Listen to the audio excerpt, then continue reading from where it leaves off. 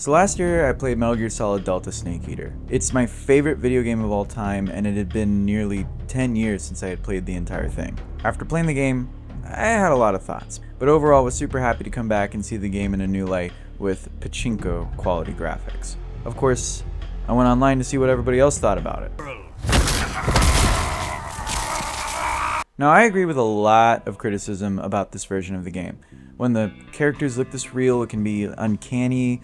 When these dated PS2 animations are performed by such high fidelity models. The overall art and lighting direction loses certain elements like the intense piss colored sky in the original version of the game. Snake's new overall movement can either make parts of the game too easy or just make the original intention of the design of certain areas just kind of irrelevant. Along with many other eagle-eyed observations made by people about how footsteps sound different, which you'd think might be trivial, but yeah, you all convinced me how major some of these small changes can be to the overall experience. Now, the overall critique that really got me like, damn, I am philosophizing, is that this remake and all of its differences goes against the original vision of one Mr. Hideo Kojima. I really chewed on this for a while, like 6 months. Is Konami in the wrong for remaking this? Is this an objectively wrong way to experience the game? Do I even like Metal Gear Solid Delta? So I started to think back on other remakes. Is it always this divisive? Yeah. Gamers make everything a controversy, so. Oblivion Remastered is a great example. I personally don't like it. This is too brown. Oblivion is very blue and green. Also, bloom. Where is the bloom? To me, this is so inherently Oblivion that when I see this, all I can think about is playing this instead. But that didn't pretty much stop all of you from loving it, and that's okay. It's very faithful to the original, and I'm sure a lot of you don't mind the alternate lighting direction. It perhaps may give you a different appreciation for the original.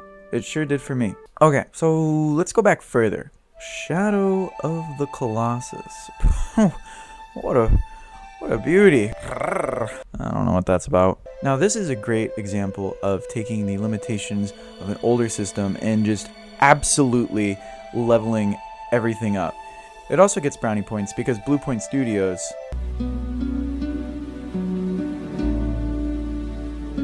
worked very closely with the original devs to be as faithful as possible. This can live very easily next to the original game. But maybe you want to play the original Shadow of the Colossus to get more of the PS2 aesthetic. These limitations, of course, influenced the desolate nature of the game. However, the new one has such vibrancy and detail that it can capture your imagination in a totally different way.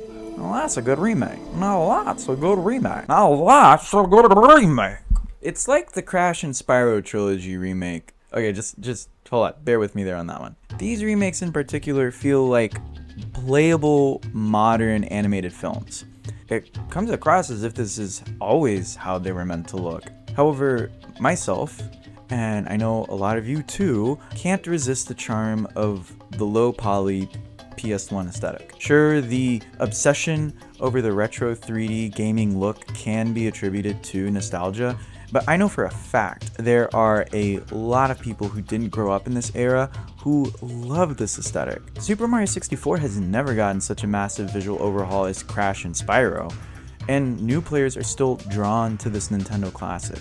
Okay, so how about Wind Waker HD? You know, for a while after this came out, a lot of people were saying that this is the definitive version of Wind Waker, which I think now public opinion has probably shifted back to the original being the actual definitive version. I think at the time, Nintendo just kind of described it like they had the Wii U dev kits, and they were like, what if Wind Waker was in HD with realistic lighting? And they were like, oh shit! This game over time became more of a curiosity.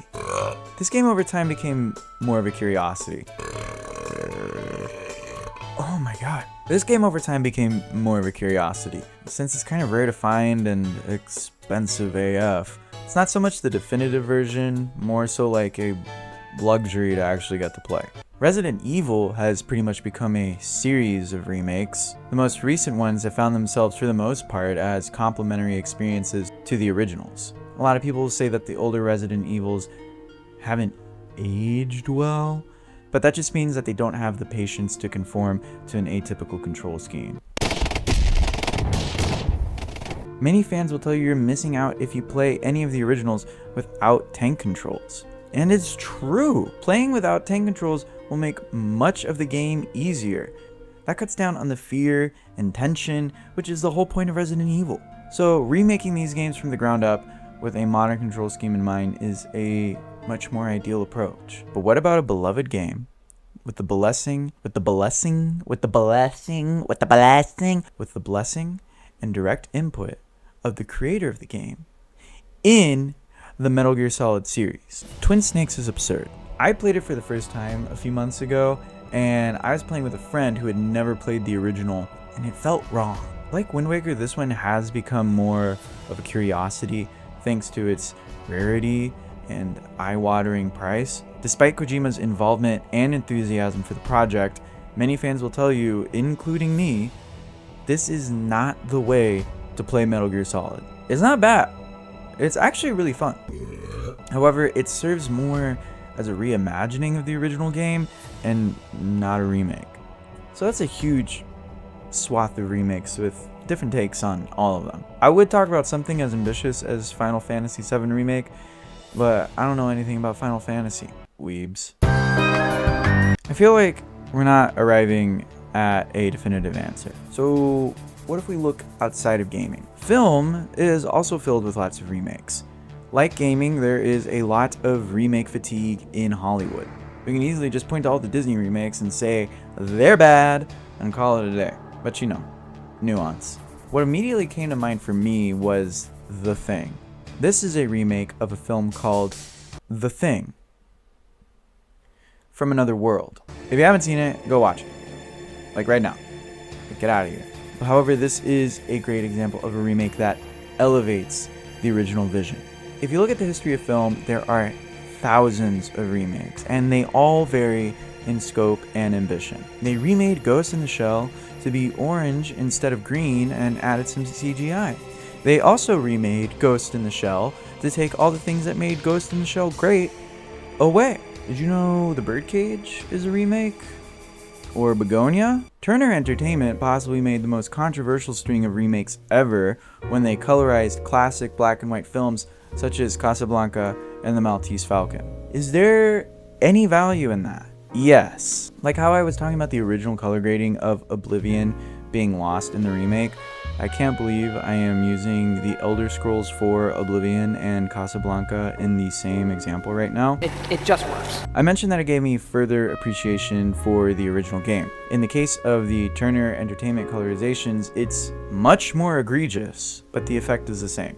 What other value can we get from a remake? I think it's summed up best by this quote from the crazy writer dude, Hunter S. Thompson. When he was starting out as a writer, he would sit down and just copy entire sections of his favorite literature as practice. Quote, "Just want to feel what it feels like to write that well. If you type out somebody's work, you'll learn a lot about it. Amazingly, it's like music. And from typing out parts of Faulkner, Hemingway, Fitzgerald, these were writers that were very big in my life, in the lives of the people around me. So yeah, I wanted to learn from the best, I guess." I don't know how Hunter S. Thompson sounds like. So remaking art can serve as a learning experience to understand technique. Good artists borrow, great artists steal. I don't know who said that one. I'm Picasso! So, have we come to any sort of conclusion here? Is remake bad or good? Well, just depends. I know.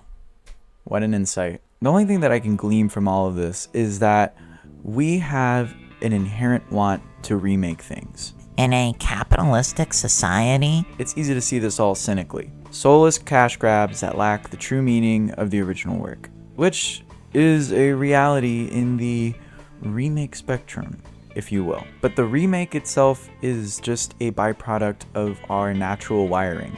Thousands of years of the same stories being told, the first remakes were more than likely just retellings of stories done by memory when there was no way to actually record them. So where does that leave us with MGS Delta Snake Eater? With our new reframed lens of remake analytics, let's look at the purpose of this remake.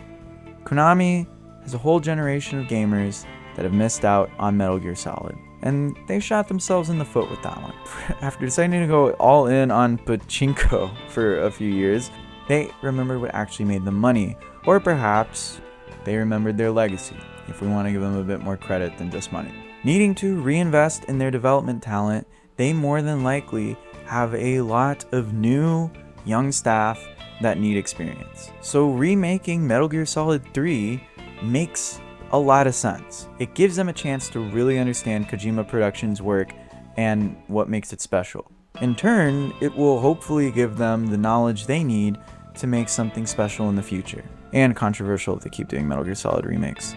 I do want to give some respect to Konami as well, because they also have the original version of the game easily available in the Metal Gear Solid Legacy Collection, which is more to say than other series like the original GTA trilogy. So you aren't stuck with Delta's interpretation of Snake Eater if you don't like it. How do I feel about Metal Gear Solid Delta? Honestly, I'm one of those freaks who'll play any freaking version of this game. I played the 3DS version like 50 times. Now they finally have a version with third-person shooting that runs above 20 FPS. So yeah, I kind of like it. That would have been my whole freaking review if I just hadn't gone on the internet and listened to all of you people complaining. Sheesh.